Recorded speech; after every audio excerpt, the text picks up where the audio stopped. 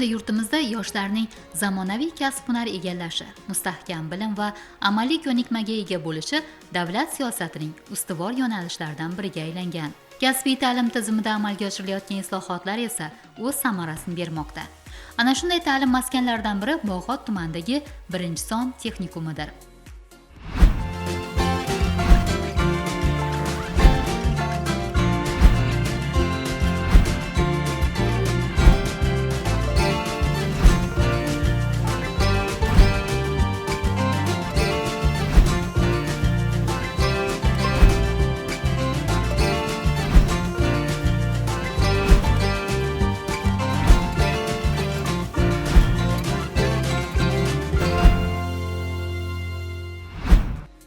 Ashxobod mahallasida joylashgan texnikum bugun yuzlab yoshlarning orzu va intilishlari ro'yobga chiqayotgan maskanga aylangan. Bu yerda nafaqat kasb o'rgatiladi, balki yoshlar mustaqil hayotga, mehnat bozoriga va kelajakdagi muvaffaqiyat sari dadil qadam tashlashga tayyorlanadi. Texnikumda bugungi kunda dolzarb va talab yuqori bo'lgan tikuvchilik, kompyuter tizimlarida dasturlash, avtomobillarni ta'mirlash va ularga xizmat ko'rsatish, traktorchi mashinist, oshpaz hamda avtomobil transportiga texnik xizmat ko'rsatish kabi yo'nalishlarda 457 nafar o'quvchi yoshlar tahsil olmoqda. So'nggi yillarda mamlakatimizda kasbiy ta'lim tizimini rivojlantirishga qaratilgan muhim islohotlar amalga oshirilmoqda. Prezidentimiz tomonidan qabul qilingan 190-sonli farmon va 316-sonli qaror texnikumlar faoliyatini takomillashtirish, ta'lim mazmunini zamonaviy talablar asosida yangilash hamda uni iqtisodiyot ehtiyojlari bilan uyg'unlashtirishga xizmat qilmoqda. Bugungi kunda texnikumimizda dual ta'lim tizimiga alohida e'tibor qaratilmoqda. O'quvchilarimiz nazariy bilimni ta'lim muassasasida, amaliy ko'nikmalarni esa ishlab chiqarish korxonalarida egallamoqdalar. Bu yondashuv ularning kasbiy mahoratini oshirib, bitiruvchilarning ish bilan ta'minlanish darajasini yuksaltirishga xizmat qilmoqda. Shu bilan birga xalqaro hamkorlikni kengaytirish ustuvor vazifalarimizdan biridir. Ayniqsa, Belarus Respublikasi ta'lim muassasalari bilan yo'lga qo'yilgan hamkorlik doirasida tajriba almashish, o'quv dasturlarini takomillashtirish va zamonaviy ta'lim texnologiyalarini joriy etish ishlari amalga oshirilmoqda.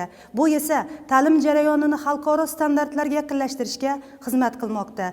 Texnikumda moddiy texnik bazani mustahkamlash, zamonaviy o'quv laboratoriya jihozlari bilan ta'minlash va pedagog kadrlar malakasini oshirishga alohida ahamiyat qaratmoqdamiz. Chunki bugungi kunda iqtisodiyot yuqori malakali, amaliy ko'nikmaga ega va zamonaviy fikrlaydigan mutaxassislarni talab etmoqda. Bizning bosh maqsadimiz kasbiy ta'lim orqali chuqur bilimli, yuksak mas'uliyatli va mehnat bozorida raqobatbardosh mutaxassislarni tarbiyalashdir.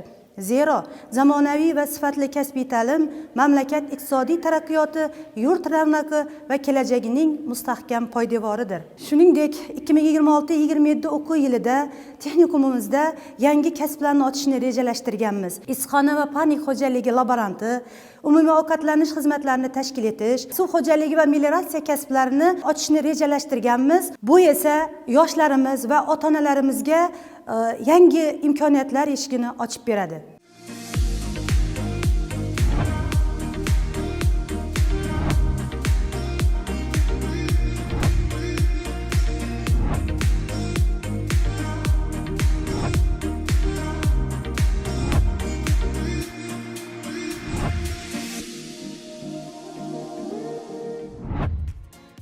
Tikuvchilik xotin-qizlar uchun iqtisodiy mustaqillik, bandlik va oilaviy byudjetni tejash imkonini beruvchi hunarlardan biri. Ko'rayotganingizdek, bu yerda tikuvchilikni mukammal o'rganish uchun barcha imkoniyat va sharoitlar bor.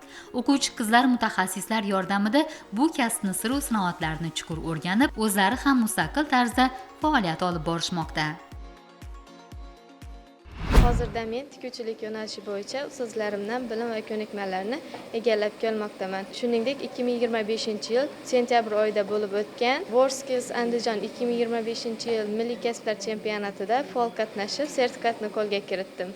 Endilikda esa ustozlarim bilan birga chempionatlarda qatnashish uchun tayyorgarlik ko'rmoqdamiz. Kelgusidagi maqsadim mohir dizayner bo'lish.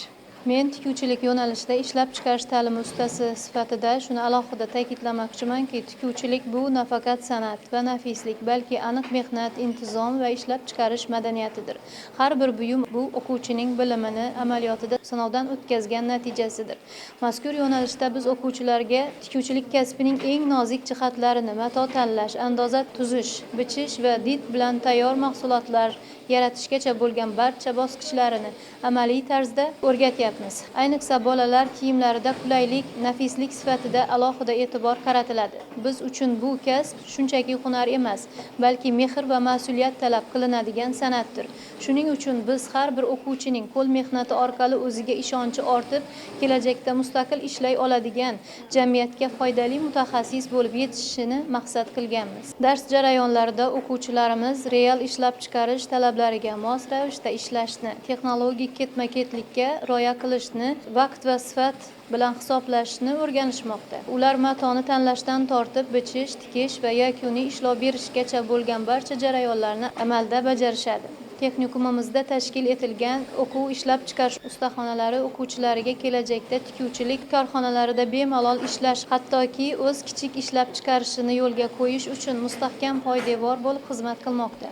Ustoz sifatida mening eng katta maqsadim o'quvchilarimizni nafaqat hunarli, balki mas'uliyatli ishlab chiqarish madaniyatiga ega mutaxassis etib tarbiyalashdir. Qizlarimiz 2 yil davomida o'zi o'qishadi, lekin 6 oyda bemalol hamma narsa tikib, bichib, hunarni egallaydi bemalol. Bizada nazariy va amaliyot birgalikda olib boriladi. Har qanday kiyimni konstruksiyalashdan tortib, bichib tikish texnologiyasini barchasini mukammal o'rgatiladi.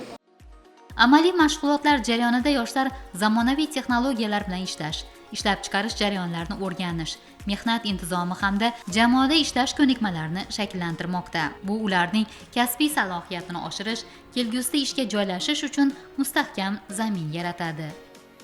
Bu yerda biz hozirgi kunda zamonaviy tikuv mashinalari yordamida tikuvchilik sir-asrorlarini o'rganib kelyapman. Ustozlarimizdan olgan bilim va ko'nikmalarimiz ertangi kunda ishga kirishimizda bizga katta yordam beradi.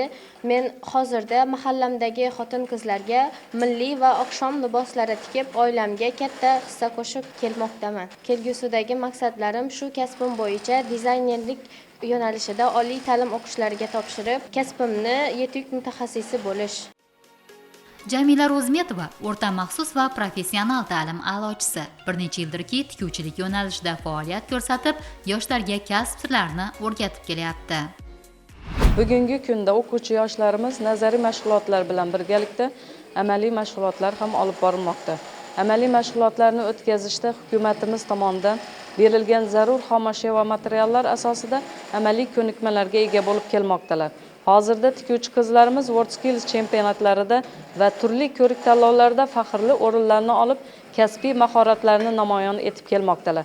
Shu jumladan 2025-yil oktyabr oyida Andijonda bo'lib o'tgan WorldSkills kasblar tanlovida 1 va 2 bosqich o'quvchi qizlarimiz faxrli o'rinlarni egallab, yutuqlarga erishib kelmoqdalar. Texnikumimizda tikuvchilik kasbi bo'yicha o'quvchilarimiz nafaqat kiyim-kechak tayyorlash sirlarini, balki zamonaviy tikuv mashinalari va texnologiyalarini ham o'rganadi. Texnikumimizda tahsil olayotgan yoshlar mato turlari, naqsh va dizayn amaliy tikuv texnikasi bilimlarini puxta egallashadi. Shu bilan birga ular amaliy mashg'ulotlar orqali o'z mahoratini oshirib, sifatli va zamonaviy mahsulotlar yaratish ko'nikmalarini egallashadi. Texnikumimizda 2 yil davomida qizlarimiz, ayollar va bolalar kiyimlarini tikish kvalifikatsiyasi bo'yicha bilim va ko'nikmalarga ega bo'ladilar. Kelajakda ham yosh avlodga sifatli ta'lim berib, ularni mohir kasb egasi va vatanparvar inson qilib tarbiyalash yo'lida sidqi dildan xizmat qilamiz.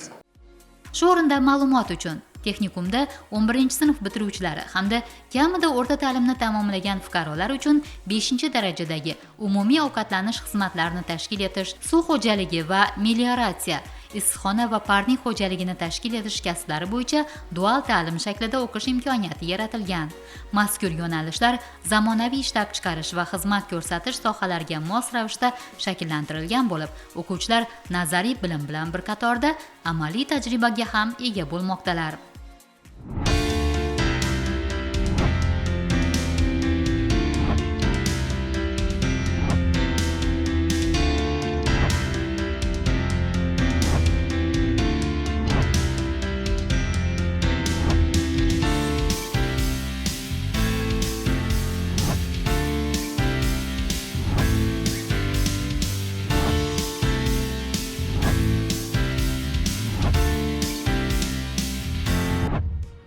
Texnikumda yoshlar nafaqat kasb-hunar o'rganadi, shuning bilan birgalikda kompyuter savodxonligi bo'yicha bilim oladilar.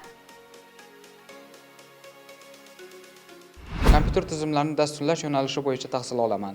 Biz hozirda JavaScript, Python va shunga o'xshash dasturlash tillarini o'rganyapmiz. Bu dasturlash tillari asosida men o'z loyihalarim ustida ishlayapman. Hozirda biz jamoamiz bilan birgalikda Neo talaba platformasi ustida ish olib bormoqdamiz va texnikumimizda sinovdan o'tkazyapmiz. Kelajakda respublikamizdagi barcha texnikumlarga bu platformani ulatish niyatimiz bor. Texnikumning kompyuter tizimlarida dasturlash guruhi o'quvchisiman. Bizning guruhimiz joriy yilning sentyabr oyidan ushbu yo'nalish bo'yicha ta'lim olishni boshladi. Hozirda dasturlash asoslari, algoritmlar, kompyuter qurilmalari, axborot texnologiyalariga oid muhim bilimlarni o'rganmoqdamiz. Darslarimiz zamonaviy usullarda amaliy mashg'ulotlar asosida olib boriladi. Bizga bilim berayotgan ustozlarimiz doimo qo'llab-quvvatlab, kelajakda malakali IT mutaxassis bo'lishimiz uchun zarur sharoitlarni yaratib bermoqda. Kelajakda dasturchi bo'lib, yurtimiz ravnaqi uchun o'z hissamizni qo'shishni maqsad qildik. Texnikum jamoasi 2024-yilda Open Budget loyihasining birinchi mavsumida ishtirok etib, g'oliblikni qo'lga kiritdi. Ajratilgan 1 milliard 360 million so'm mablag' evaziga ta'lim muassasasining moddiy texnika bazasi mustahkamlandi. Bugungi kunda texnikumimizda yoshlarni zamonaviy kasb-hunar bilan ta'minlash, ularni mehnat bozorida raqobatlash mutaxassis qilib yetishtirishga katta e'tibor qaratilgan. Texnikumimizda kompyuter tizimlarida dasturlash kasbi bo'yicha o'quvchilarimiz nafaqat nazariy bilimlarni, balki amaliy bilimlarni ham egallashadi.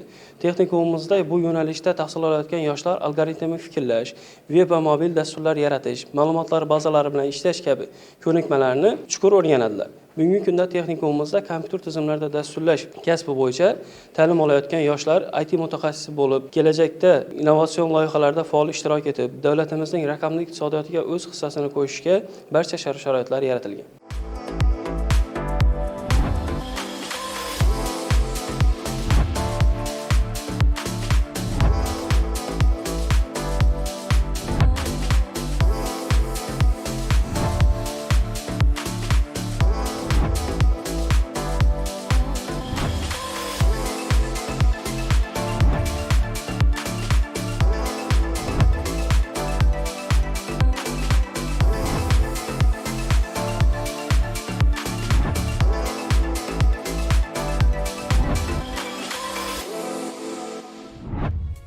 Avtomobillarni ta'mirlash va ularga xizmat ko'rsatish hamda traktorchi mashinist yo'nalishidagi o'quvchilar nafaqat kasbiy bilim va amaliy ko'nikmalarni egallab, balki qo'shimcha ravishda avtomobil haydovchiligiga ham tayyorlanmoqda.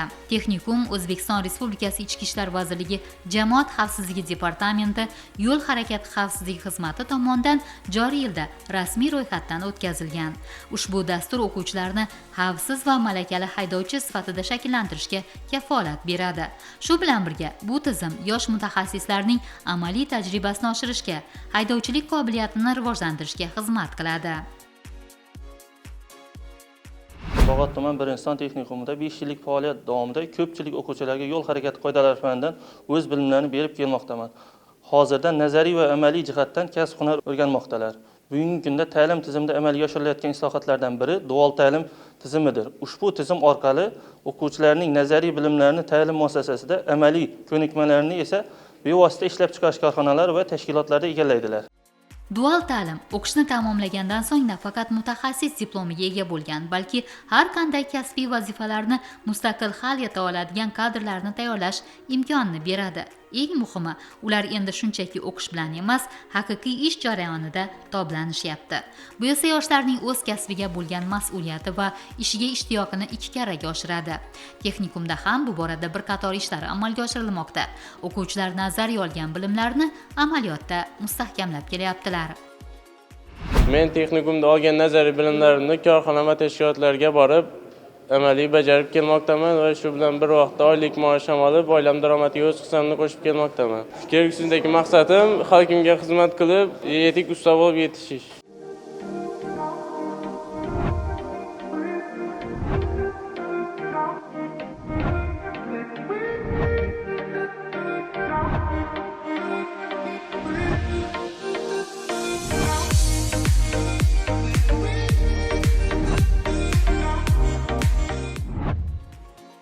Oshpazlik ham bir san'at aslida.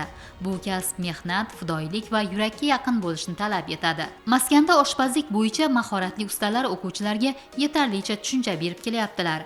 Zamonaviy uskunalar o'quvchilarning kasbni mukammal o'rganishlari uchun muhim zamin bo'lib xizmat qilmoqda. Ikkinchi bosqich talabasiman. Hozirda oshpaz yo'nalishida tahsil olaman. Bu yerda oshpazlik yo'nalishi bo'yicha hamma sharoitlar yaratib berilgan.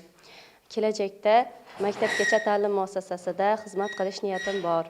Men oshpaz yo'nalishiga kichkinaligimdan qiziqqanman va mana shu texnikumga o'qishga kirdim. Bugungi kunda ustozlarimizdan mana shu oshpazlik yo'nalishini mukammal darajada o'rganib kelyapmiz. Shu yerda sir-sirotlar, zamonaviy taomlar, milliy taomlar barchasini o'rganib, mana shu yerda hattoki ishlab chiqarishlarimiz barchasi bor. Amaliyot jarayonlari bo'lyapti.